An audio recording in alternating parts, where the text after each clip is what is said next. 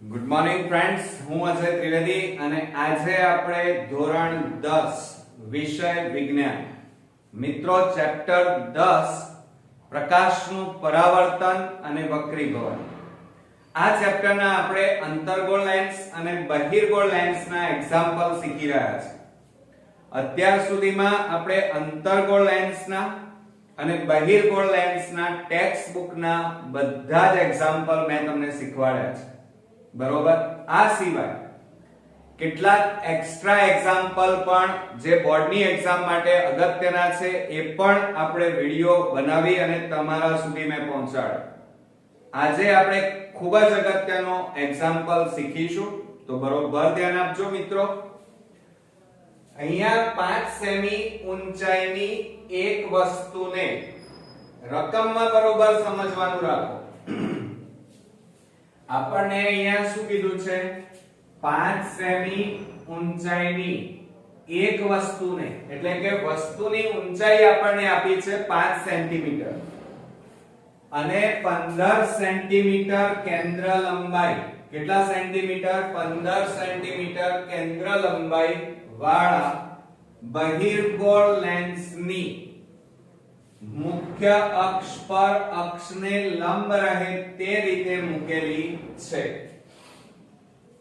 એટલે અહીંયા એટલી તો ખબર પડી ગઈ આપણને કે વસ્તુની ઊંચાઈ 5 સેન્ટીમીટર, વસ્તુનું કદ કેટલા સેન્ટીમીટરનું છે? 5 સેન્ટીમીટર, અને બહિર્ગોળ લેન્સની કેન્દ્ર લંબાઈ કેટલી છે? 15 સેન્ટીમીટર. બીજું, લેન્સથી વસ્તુ અંતર, બરોબર ધ્યાન આપજો, લેન્સથી વસ્તુનું અંતર 45 સેન્ટીમીટર છે.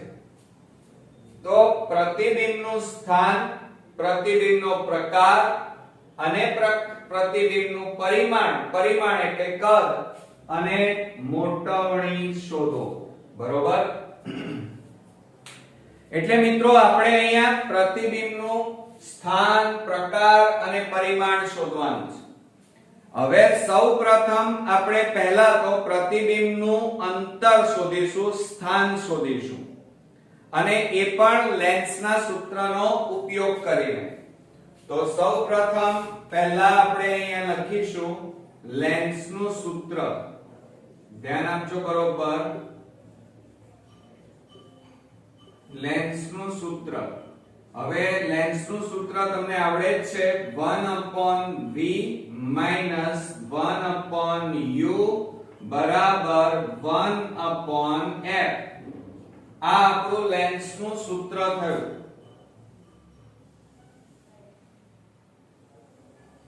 ક્લિયર?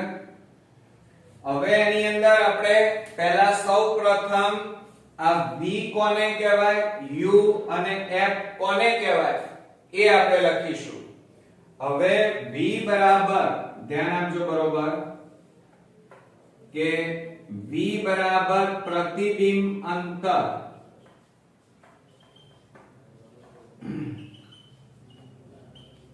અને પ્રતિબિંબ અંતર એટલે કે પ્રતિબિંબ અંતર આપણે શોધવાનું છે. ત્યાર પછી આપણને આપેલું છે સૂત્રમાં u એટલે કે વસ્તુનું અંતર, અને એ આપણને આપેલું છે રકમની અંદર. વસ્તુ અંતર કેટલું આપેલું છે જો અહીંયા, કે લેન્સથી વસ્તુ અંતર 45 સેન્ટીમીટર. ધ્યાન આપો, 45 સેન્ટીમીટર. પણ મિત્રો આ બહિર્ગોળ લેન્સ છે, અને બહિર્ગોળ લેન્સમાં એક વસ્તુ યાદ રાખવાની કે બહિર્ગોળ લેન્સ હોય તો વસ્તુ અંતર હંમેશા ઋણ મળે, એટલે કે માઈનસ લેવાય. તો અહીંયા તમારે -45 સેન્ટીમીટર લખવું પડે. બરોબર. ત્યાર પછી આપણે લઈશું કેન્દ્ર લંબાઈ એટલે f કહેવાય, અને આપણને કેન્દ્ર લંબાઈ રકમની અંદર જ આપેલી છે, અને આપણી કેન્દ્ર લંબાઈ છે મિત્રો 15 સેન્ટીમીટર. તો ધ્યાન આપજો કે બહિર્ગોળ લેન્સની અંદર કેન્દ્ર લંબાઈ હંમેશા પ્લસમાં જ હોય.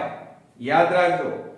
ફરીથી કહું છું, કે બહિર્ગોળ લેન્સમાં કેન્દ્ર લંબાઈ હંમેશા ધન મળે, ધન એટલે પ્લસ જ હોય, બરોબર। હવે આ બધી કિંમત આપણે સૂત્રમાં મૂકી દઈએ તો શું થાય, બરોબર ધ્યાન આપજો। 1/v, v એટલે શોધવાના છે, -1/u એટલે -45 બરાબર 1/f, f એટલે 15 માટે શું થશે, જો અહીંયા 1/v। હવે આ માઈનસ માઈનસ શું થાય મિત્રો, બરોબર ધ્યાન આપજો ચિહ્નોમાં, પ્લસ 1/45 અને બરાબર 1/15, બરોબર। હવે આ પ્લસ છે એને બરાબરની પેલી બાજુ લઈ જઈએ તો બરાબર 1/v બરાબર 1/15 અને આ પ્લસ છે એટલે -1/45 માટે અહીંયા 1/v બરાબર 15 અને 45 નો લસા કેટલો લેવાય, 45। હવે ધ્યાન આપજો, બરોબર આ 45 લસા લીધો એટલે અહીંયા બંને બાજુ 45 ગુણાઈ જાય, અહીંયા છેદ ઉડાડો 15 તારી 45 એટલે 3 આવે, 3 એકા 3 ઓછા 45 ઉડી ગયા તો બરાબર 3 માંથી 1 જાય તો કેટલા આવે, 2/45। ક્લિયર, કેટલા આવ્યા, 2/45। હવે આપણે જોજો, બરોબર 1/v બરાબર 2/45 આ રીતે આવ્યા। હવે આપણે ચોકડી ગુણાકાર, ક્રોસ ગુણાકાર કરીએ તો જુઓ 45 આ બાજુ જાય તો 45 ગુણ્યા 1 એટલે 45 અને બરાબર v ગુણ્યા 2 એટલે 2 ગુણ્યા v, 2 ગુણાકારમાં છે આ બાજુ લઈ લો એટલે ભાગાકારમાં જાય તો v બરાબર 45 ભાગ્યા 2 આવે। હવે આપણે 45 ને 2 વડે ભાગી નાખીએ, ચલો 2 દુ 4, 5 આવ્યા, 2 દુ 4, 1 વધ્યો, ભાગ ના ચાલે, 0.02510 તો જવાબ કેટલો આવ્યો મિત્રો, 22.5। એટલે અહીંયા v બરાબર આપણો જવાબ આવ્યો પ્લસમાં 22.5 સેન્ટીમીટર થઈ ગયું। એટલે આ જે આવ્યું મિત્રો v એટલે પ્રતિબિંબ અંતર આવ્યું એમ કહેવાય। તો અહીંયા આપણે લખી કાઢીએ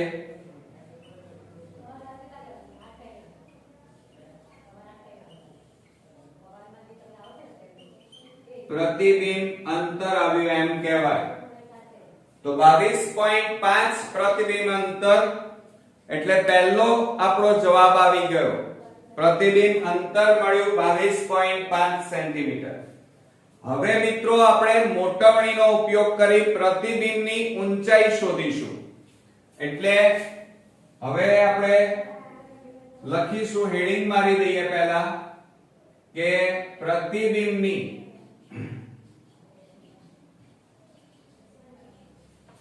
ઊંચાઈ બરાબર h ડેશ કહેવાય, એ આપણે શોધવાની છે। ક્લિયર, એટલે પ્રતિબિંબની ઊંચાઈ શોધવા માટે મેં હમણાં જ તમને વાત કરી કે આપણે સૌપ્રથમ પહેલા મોટવણીના સૂત્રનો ઉપયોગ કરીશું। એટલે પહેલું આપણું મોટવણીનું સૂત્ર થાય m બરાબર h ડેશ upon h બરાબર v upon u થાય। ક્લિયર, આ આપણું મોટવણીનું સૂત્ર આવ્યું। હવે આપણે પ્રતિબિંબની ઊંચાઈ શોધીશું એટલે શું થાય h ડેશ upon h બરાબર v upon u. ધ્યાન આપજો બરોબર. આ સૂત્રમાં આપણે કિંમતો મૂકીશું પણ પહેલા સૌપ્રથમ આની અંદર પહેલા આપણે અહીંયા થોડા ભાગ પાડી દઈએ એટલે લખવામાં અને દોરવામાં આપણને તકલીફ ન પડે. ચાલો સરસ. હવે આપણે અહીંયા સૌપ્રથમ લખી કાઢીએ h ડેશ. h ડેશ એટલે પ્રતિબિંબની ઊંચાઈ. ઊંચાઈ જે આપણે શોધવાની છે. ત્યાર પછી છે h. h એટલે મિત્રો વસ્તુની ઊંચાઈ થાય. વસ્તુની ઊંચાઈ અને એ આપણને આપેલી છે રકમમાં. જુઓ અહીંયા તમે રકમ બરોબર જુઓ 5 સેન્ટીમીટર ઊંચાઈની એક વસ્તુ એટલે ઊંચાઈ કેટલી આપેલી છે આપણને 5 સેન્ટીમીટર. એટલે અહીંયા લખી કાઢીએ 5 સેન્ટીમીટર. ત્યાર પછી આપણે v લઈ લઈએ. હવે v બરાબર ધ્યાન આપજો બરોબર. v એટલે શું થાય પ્રતિબિંબ. અહીંયા આપણે શું લઈશું પ્રતિબિંબ. અહીંયા લખેલું જ છે પ્રતિબિંબ અંતર. તો અહીંયા લખીશું આપણે પ્રતિબિંબ અંતર અને એ આપણે શોધ્યું જ હમણાં. અને પ્રતિબિંબ અંતર તમારું કેટલું આવ્યું જો આ રહ્યું 22.5 સેન્ટીમીટર.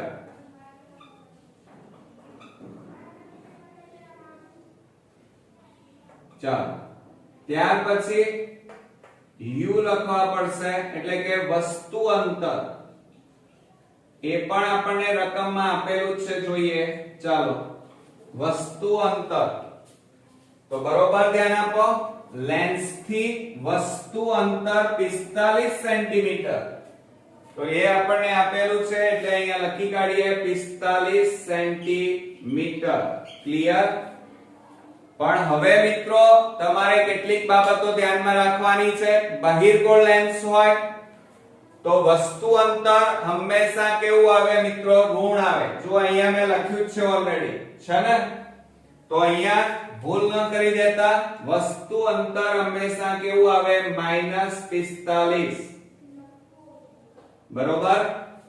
હવે આ બધી કિંમતો આપણે આની અંદર મૂકી દઈએ તો h ડેશ upon 5 બરાબર 22.5 છેદમાં -45. હવે બરોબર ધ્યાન આપો. આ 5 ભાગાકારમાં છે આ બાજુ જાય તો ગુણાકાર. તો h ડેશ બરાબર 22.5 ગુણ્યા 5 અને છેદમાં -45. હવે મિત્રો આપણે શું કરી નાખીએ પોઈન્ટ કાઢી નાખીએ.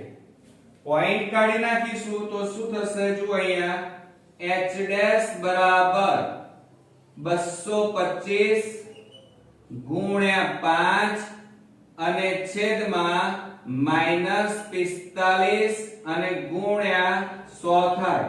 આ 100 કેમ લખ્યા સોરી 10 થાય. 22.5 એક રકમ પછી પોઈન્ટ છે એટલે પોઈન્ટ કાઢી નાખીએ તો છેદમાં કેટલા લખાય 10. હવે જુઓ 5 9 45 બરોબર. અને 25 9 કેટલા થાય 225. અહીંયા પણ છેદ ઉડી જાય. બરોબર. તો હવે આપણો જવાબ કેટલો આવશે જુઓ. બરોબર ધ્યાન આપજો. h ડેશ બરાબર જો અહીંયા પ્લસ માં ના લખતા આ માઈનસ છે એટલે જવાબ -25/10 એટલે એક બિંદુ છે એટલે એક રકમ પછી પોઈન્ટ કાપીએ તો કેટલો આવે 2.5 સેન્ટીમીટર. પણ કેવા માઈનસ. આ શું આવે તો એ પણ આપણે લખી કાઢીએ. આ h ડેશ એટલે પ્રતિબિંબની ઊંચાઈ કહેવાય. શું કહેવાય મિત્રો પ્રતિબિંબની ઊંચાઈ. ક્લિયર? હવે આટલું થઈ ગયા પછી આપણે મોટવણી શોધવી પડશે. બરોબર? આ આપણે પ્રતિબિંબની ઊંચાઈ શોધી કાઢી. હવે આપણે મોટવણી શોધી કાઢીએ પહેલા. તો અહીંયા લખીએ આપણે મોટવણી m બરાબર સૂત્ર શું થાય? v upon u થાય. આ સૂત્રનો ઉપયોગ કરીશું. તો માટે અહીંયા શું થશે? m બરાબર, ચાલો v તમે શોધ્યા છે, જોવા રહ્યા 22.5 અને u બરાબર એ પણ આપણે શોધેલા છે. કેટલા છે મિત્રો? -45. ચાલો બરાબર પોઈન્ટ કાઢી નાખો તો 225 છેદમાં -45 ગુણ્યા કેટલા થાય? 10 થાય. ક્લિયર? હવે આપણે છેદ ઉડાડી દઈએ તો જુઓ 9 આને ભાગીએ 9 પંચા 45 અને 9 25 9 225 પાંચે હજી છેદ ઉડે 5 5 25 તો બરાબર આ માઈનસ ચિહ્ન છે એટલે -5 અને છેદમાં કેટલા વધ્યા? 10. તો બરાબર આપણો જવાબ આવ્યો 5/10 એટલે 0.5 આવે. કેટલા આવશે મિત્રો? 0.5. એટલે આપણને મોટવણી પણ અહીંયા મળી ગઈ. ક્લિયર? હવે ત્યારબાદ હવે સૌપ્રથમ આપણને અહીંયા શું કીધું છે? જુઓ, પ્રતિબિંબનું સ્થાન શોધવાનું છે. એ શોધી કાઢ્યું. હવે અહીંયા લખીએ આપણે પ્રતિબિંબનું સ્થાન કઈ જગ્યાએ મળે. બરોબર ધ્યાન આપજો. પ્રતિબિંબનું સ્થાન. હવે મિત્રો આ બહિર્ગોળ લેન્સ છે. ધ્યાન આપજો. બરોબર? બહિર્ગોળ લેન્સ હોય તો મેં તમને શીખવાડ્યું છે. જુઓ, આ બહિર્ગોળ લેન્સ મેં દોર્યો. ક્લિયર? હવે એની આ જે બાજુ છે આ તમારી કઈ બાજુ આવશે? ડાબી બાજુ. અને આ તમારી જમણી બાજુ. તો આ જે છે એ વસ્તુ કહેવાય. શું કહેવાય? વસ્તુ હંમેશા ડાબી બાજુ હોય. અને બહિર્ગોળ લેન્સમાં જે તમારું પ્રતિબિંબ હોય એ હંમેશા કઈ જગ્યાએ મળે? જમણી બાજુ મળે. બરોબર? તો અહીંયા શું લખાય? વસ્તુની વિરુદ્ધ બાજુએ. કઈ બાજુએ? વિરુદ્ધ બાજુએ બહિર્ગોળ લેન્સમાં પ્રતિબિંબ મળે. તો આપણે અહીંયા લખીશું વસ્તુની વિરુદ્ધ બાજુએ. પણ કઈ બાજુએ પ્રતિબિંબ મળે મિત્રો? તો જુઓ આકૃતિમાં ક્યાં મળે? જમણી બાજુએ. તો અહીંયા લખીશું આપણે જમણી બાજુએ. એટલે કે પ્રતિબિંબ અંતર. ચલો આમાં પ્રતિબિંબ અંતર ક્યાં છે? જુઓ કેટલું આવે? 22.5 આવે. કેટલું આવે મિત્રો? 22.5 સેન્ટીમીટર. ત્યાર પછી પ્રતિબિંબના સ્થાન પછી પ્રતિબિંબનો પ્રકાર આવે. શું આવશે? પ્રતિબિંબનો પ્રકાર. તો અહીંયા આપણે લખીએ પ્રતિબિંબ નો પ્રકાર. બરોબર? હવે એની અંદર આ બહિર્ગોળ લેન્સ છે. બહિર્ગોળ લેન્સ હોય તો તમે આકૃતિ જોઈ શકો છો. વસ્તુ ઊભી છે અને પ્રતિબિંબ ઊંધું મળે છે. એટલે પ્રતિબિંબ નો પ્રકાર કેવો હોય? વાસ્તવિક અને ઊંધું. ઊંધું એટલે ઉલટું હોય. તો આપણે અહીંયા લખી કાઢીએ વાસ્તવિક અને ઉલટું. ક્લિયર? ત્યાર પછી ત્રીજા નંબરમાં પ્રતિબિંબનું કદની વાત કરીએ. ચાલો હવે અહીંયા લખી કાઢીએ પ્રતિબિંબ નું કદ